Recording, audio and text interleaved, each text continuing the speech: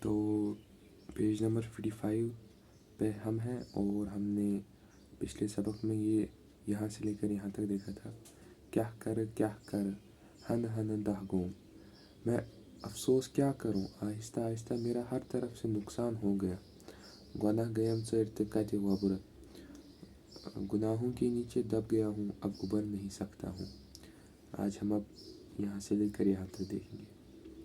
میٹھ تہٕ مدرِ دل سیاہ گوم، دہ گوم پانس راہ کس کر.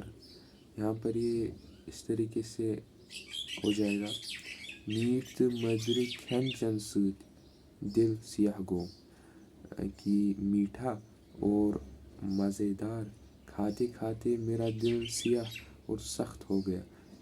یہ ترجمہ اچھا کیا ہے ابو نعیم صاحب نے. دہ گوم پانس راہ کس کر، میرا اپنا ہی نقصان ہو گیا ہے، میں کس کو ذمہ دار ٹھہرا سکوں. اب یہاں پر دیکھ لیجیے، میں نے راہ کا معنی دیکھا تھا ڈکشنری میں، تو وہاں پر راستہ آیا. ایک تو ابو نعیم صاحب نے یہ ترجمہ کیا ہے.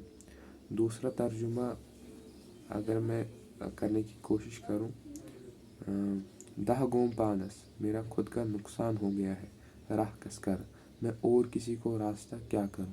اب کہنا یہ چاہ رہے ہیں کہ میں خود خسارے میں ہوں، نقصان میں ہوں، میں دوسرے کو کیا صحیح راستہ دکھاؤں.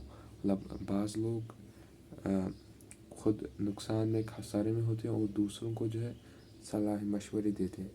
تو شاید وہ کہنا چاہ رہے ہیں دہ گوم پانس راہ کس کر، میں خود خسارے میں ہوں، نقصان میں ہوں، میں کسی اور کو راہ کیا دکھاؤں. اب ایک اور بات دیکھ لیں. میٹھ تہٕ مدرِ دل سیاہ گوم، دہ گوم پانس راہ کس کر.